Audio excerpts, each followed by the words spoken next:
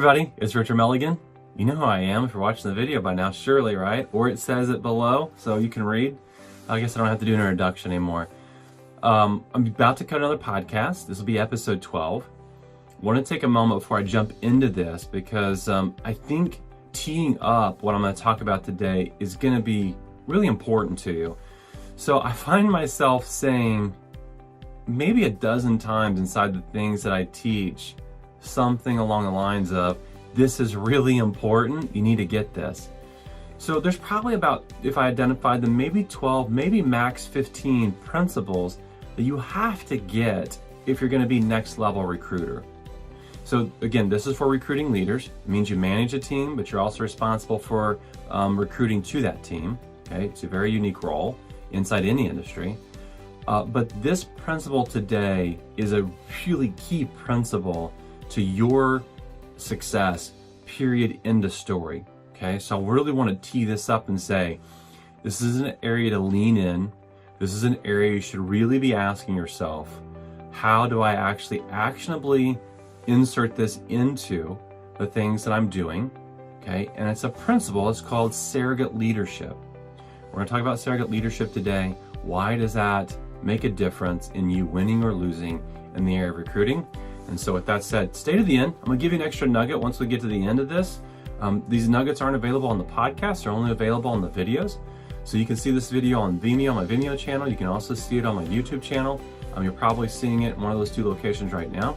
And so with that said, let's get this party started. We're going live on our podcast in 3, 2, 1. Everybody, welcome back to Recruiting Conversations. This is your host, Richard Milligan. And today I'm going to talk about one of the top 10 to 15 principles inside recruiting leaders and their success. So one of the things that I recognize is that from time to time I say, this is really important. You have to get this. And so while that isn't always true about everything that I talk about, this principle here is true. What we're going to talk about today is surrogate leadership. Now, if you've never heard of the term surrogate leader, it's because I made it up. It didn't exist until I identified it and I made it up. Now, it's not actually made up. It actually is real. It is something that exists whether you recognize it or not.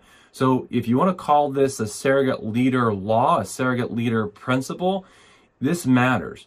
Now, it matters more today than maybe ever at any point in your life and my life. Now, I'm 46 years old, and while that's neither old nor young, that's me saying that, I am older than my kids, and maybe you're older than me, and that makes me young, right? So it's all relative. But in this time, in this space, inside business and inside leading, this principle matters. It absolutely matters. Now, let's just break this down. What does the word surrogate mean?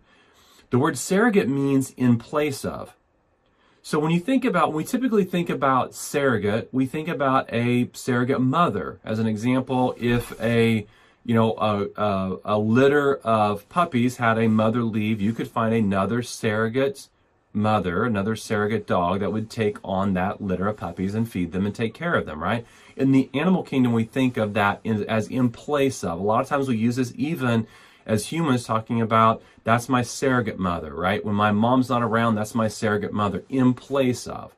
So while we use this typically in the parenting role, this is absolutely true in the leadership role as it pertains specifically to recruiting. So let's just back up a moment. Like, as a surrogate leader in place of someone's current leader, what does that mean? Well, right now in every industry, but specifically in certain industries, based on how they recruit, how they promote, there is an epidemic in this area where there's a shortage of great leaders. Now let's just walk this through. In a lot of industries, what we do is we take good producers. These are people that are great salespeople. And because either other companies are recruiting them to become a leader, right? We might give them a better title, and we might put people underneath them. So maybe another company is recruiting them and offering them that position, and we feel pressured to offer them that position. we actually go ahead and we take good producers, good salespeople, and we automatically make them leaders. This doesn't mean that we've measured their ability to lead.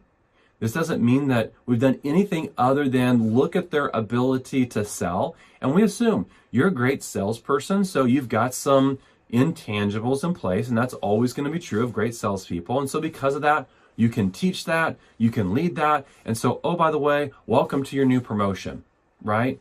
But being a great salesperson doesn't automatically make you a great leader.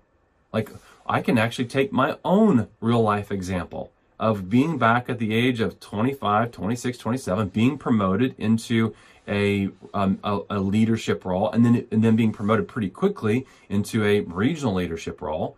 And I was a relatively young salesperson that had very little experience leading people.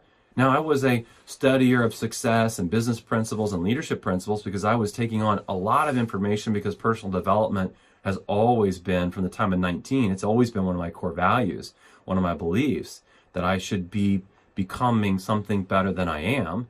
And so while I had probably more skill set in the area of leadership simply because of that single principle in itself, it didn't make me a great leader. I can tell you, I can look at a lot of decisions that I made as a young leader and say, wow, big mistakes. And look, I'm today in my mid-40s still making mistakes as a leader, but I am accelerated way beyond what I was as a good salesperson new to leadership. So this leads to one of the many reasons why there's an epidemic going on in business today where there's a lack of great leadership. Now, and here, let me just give you this. Here's another item I think that plays into this. There's an enormous amount of information out there available, but it doesn't make it great knowledge. It doesn't make it wisdom. There's a quote by a guy by the name of John Nesbitt, and John said this. He said, "We are drowning in information, but we are starving for knowledge."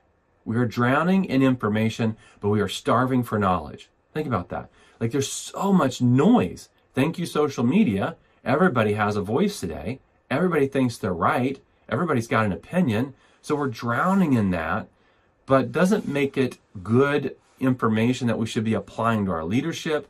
Doesn't make it good knowledge. Doesn't turn it into something that automatically should be used in how we lead. And so because we have all this access to information, a lot of times it's easy for someone to follow a path that's not the right path to becoming a great leader. And so I think that plays an element in this as well. Now, let me give you the backdrop to where I said surrogate leadership is an actual principle. Mid-2014, so if you know my story, I spent 10, almost 11 years really struggling to recruit, and then I spent 3.5 years, 4 years actually having a lot of success recruiting. There were 2 distinct seasons that I actually went through. In that first season, the first 10, 11 years, I didn't understand this. And at the beginning of that last 3.5 to 4 year window, I was only beginning to understand this in the first 6 to 12 months. But here's how it became relative and to me knowing that this existed, mid-2014. Now, at the end of 2013, I had revamped all of my recruiting efforts. I took a week and a half, 2 weeks off the grid, took a good friend of mine, Scott Seeley. We actually planned, premeditated, dissected every part of the recruiting process, and then put it back together in a full-blown system, okay? So we do this into 2013, mid-2014 rolls around, and I began to receive phone calls from internal and external recruiters, and this is where I became aware that, look, what you're doing right now, Milligan, is different, it's unique, and it matters. And the word surrogate began to surface itself. And here's why. I got maybe half a dozen phone calls from like June of 2014 to end of 2014, and the calls went a little like this.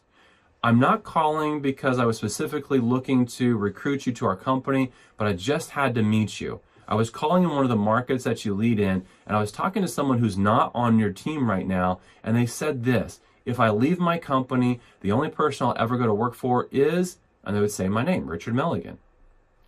Now, while that began to some degree annoy me, because imagine this, I'm putting in a lot of hard effort to recruit people, to build relationship with people, and some of the benefits of that are people saying, well, I'm not going to move right now, but I will one day. One day I'll go to work for Richard.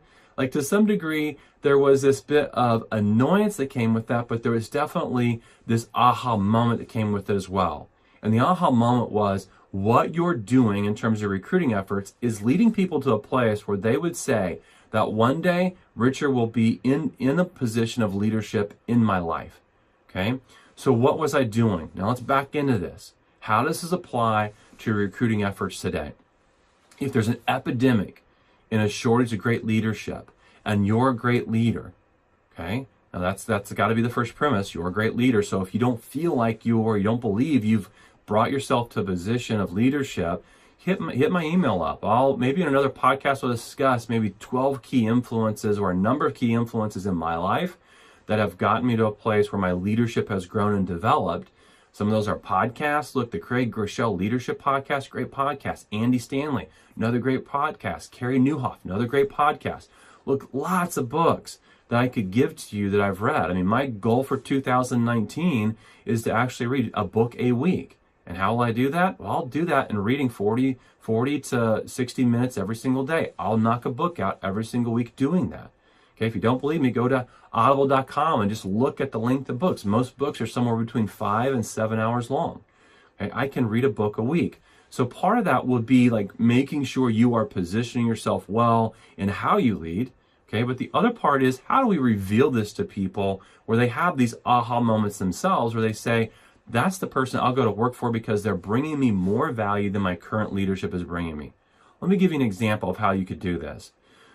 Look, I ask this question a lot to people, which is, what's your next step? So when people say, this is what I'm going to do, I'm going to send someone a direct message on Facebook or LinkedIn or Twitter.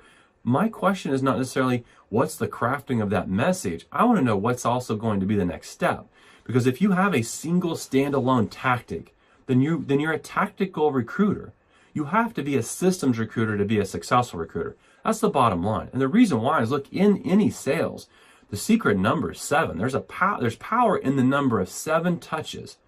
So if I work to build a relationship with you and I engage you 7 times, I've now only hit the average, that number that it takes to actually convert someone.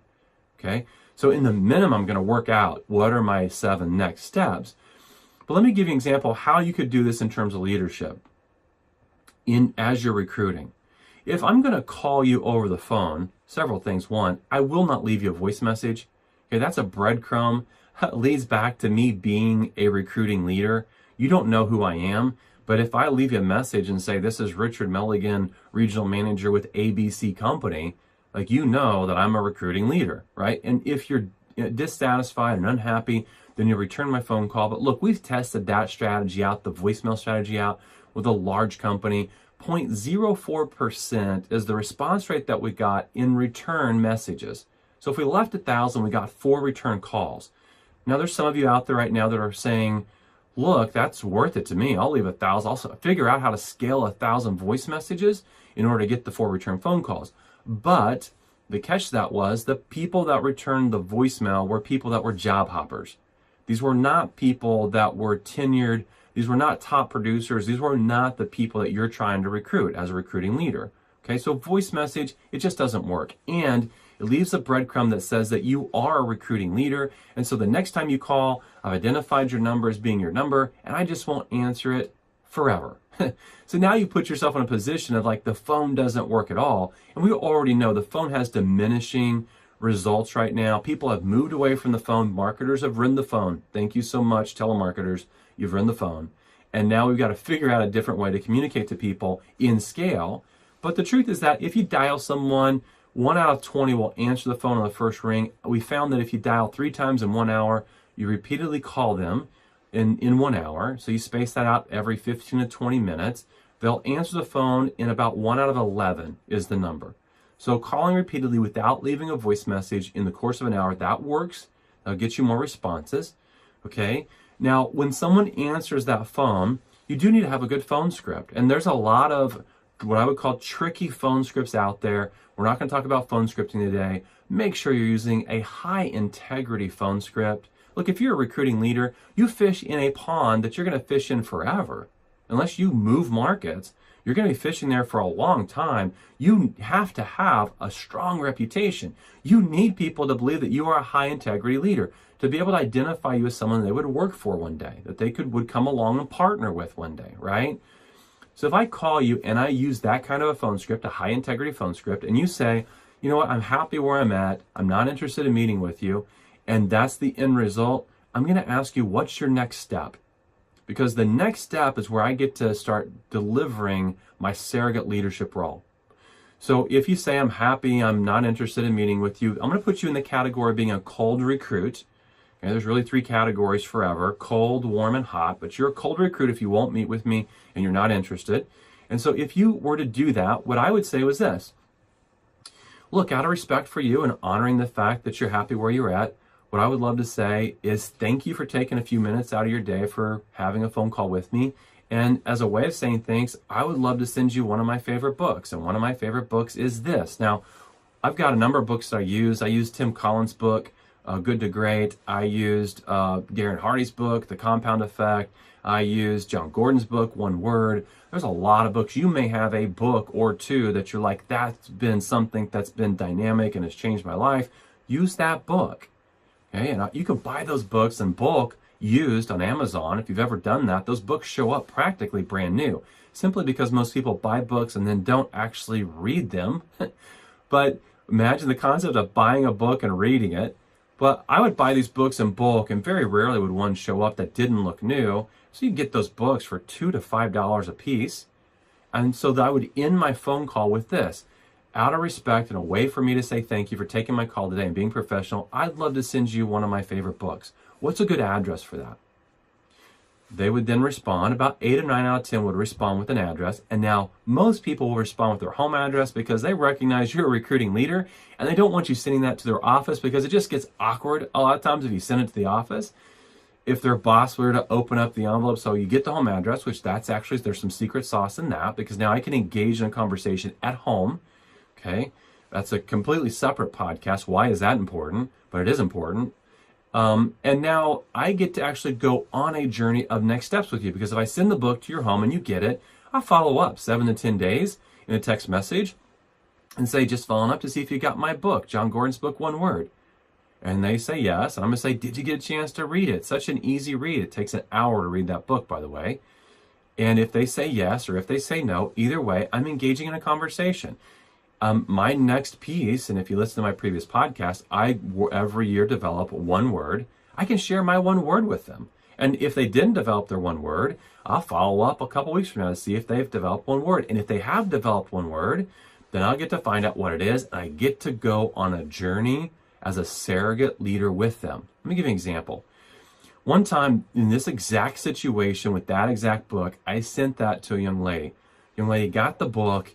The young lady actually responded back to me and said, here's my one word. Her one word was audacious. Now, I wouldn't say that that's actually a normal word that somebody would actually develop, right? It's like kind of in this peripheral realm of like something that I could even come up with, like the word audacious. And so I responded with, what does that mean to you? And she said, I need to be more bold in the area of picking up the phone and reaching out as a salesperson. I find that I have issues with actually cold calling. And so there's cold call reluctancy. I'm not sure why, but I've got to be more bold if I'm going to grow my book of business. And that opened the door for me to step into ideas, touching base weekly, finding out where she was. Some incredible stories come from that. At one point, I find out that she's actually making her phone calls from the women's bathroom because she was embarrassed to actually make the phone calls in the bullpen area where there were other salespeople. An incredible journey. She does come to work for me. That's surrogate leader. A surrogate leader takes someone on a journey of bringing value to them in a place where this person is lacking value. If this person's lacking leadership and you show up and you lead well, right? Now you got to figure out creatively how you do this, and you got to incorporate it into your system. But if you figure out creatively how you do this and you do it right, this person at some point asks themselves this question. The question is, Richard's bringing more value to me than my current leader is. What am I doing over here working for this leader? I should work for Richard. This is one of the ways that you actually change the conversation from this company value proposition mindset to who you are as a leader and your leadership value proposition. Look, I'm a firm believer in this. I don't care how good your company value proposition is. If you don't lead with your leadership value proposition first, your vision, your core values, what do you have that you can lend, that you can give as a leader, as a great leader, as a good leader, okay, then you are missing on an opportunity to tap into the 95% of people that are happy where they're at. Only 5% today say they're unhappy. So if you're going to lead with company value proposition, you just pigeonholed yourself to the 5% that are unhappy. And I would rather be in the 100%. I'd rather be being able to pursue everybody, and the surrogate leader can. You know you're doing this right when someone says, you're bringing me more value than my current leadership, can we talk? There's lots of creative ideas on how to do this. I've given you one. If you need more ideas, you can always hit up my calendar, bookrichardnow.com. This is really important, gang. It's really important, okay? A takeaway from this should be this. If you're not in a position where you're even like, I know what I would send, or I know how I could contribute, or I don't believe I'm a great leader, look, you really need to stop and go to this place of how do I become a great leader? One of the ways you do that is you take on information. You don't know what you don't know until you know it. Right? Am I right or am I right? So the truth is that you've got to become this information aggregator. Look, the average CEO today takes on 50 to 60 books per year. I didn't stutter when I said that. That's a book per week or more that they're taking on. Did you know average person, the other range of that spectrum, is that the average person today reads 2 to 3 books per year. And most of those books are not self-help, are not motivational, are not leadership books. So look, I know a lot of people that are leaders that aren't even reading a book per year.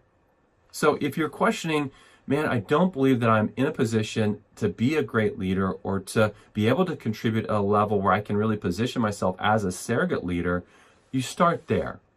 You start there, you become the information aggregator, and in a very short window of time, you will have the knowledge and the information that you can actually go and apply to become a great leader. Giving you some good podcasts that you can listen to here. I would take on each one of those. If you don't have podcasts that you're listening to, incredible information there that will advance you on your journey. Lots of others too that you can listen to. So look, I hope this brought value to you today. Surrogate leadership. Attach yourself to this idea. Ask yourself the question, how do I position myself as a surrogate leader? It will make you a better recruiting leader, no doubt. And until next time, this is Recruiting Conversations with Richard Milligan. Look, if this brought value to you, share it with somebody. The biggest compliment you can pay me is sharing this to somebody else. Look, we are now the #1 recruiting leader podcast in iTunes. Share this with somebody. I know this would bring value to the old Richard Milligan who started out his journey without any knowledge around recruiting, had a false belief system around recruiting. Share this with somebody that's in your industry that you are friends with. That's the biggest compliment you can pay me. I say thanks in advance for doing that. And until next time, have a great week. And I look forward to talking to you again on Recruiting Conversations. Thanks so much.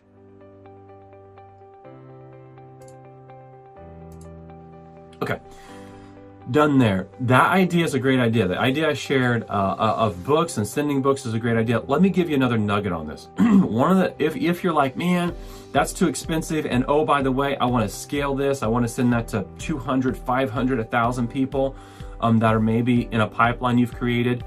Here's a good idea. If you are a Prime member, so an Amazon Prime member, then every single month you get 2 book credits from Prime, okay? Those book credits go to Audible. So if you've got a smartphone, Audible is a book listening app.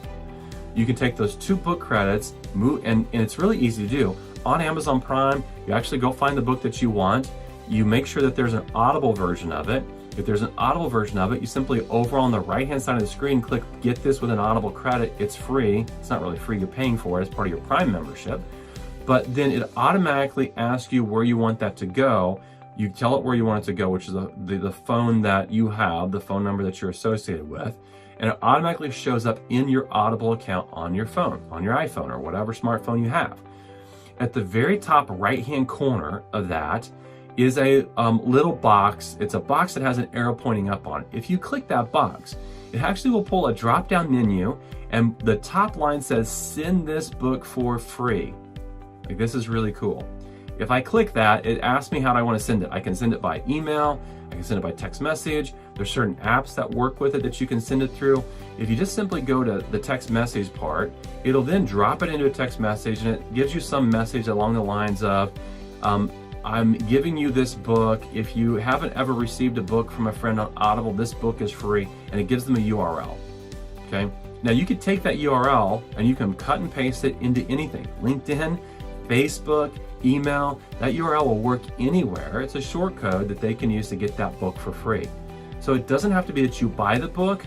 It can actually be that you actually just do that process right there and then share the book. Because you could say, as part of that phone scripting that I just gave to you, at the end of that, you could actually say something along the lines of you know, and I'm looking at my clock, I'm late for a meeting, so I've got a jet. But you could just say something along the lines of hey, I wanted to share this book with you, right? And per our conversation on the phone. And so a great way for you to create next steps inside your recruiting process. Hope I brought some value to you today. I love the fact that we're doing these videos with some added nuggets, and until we do it again, I'll see you.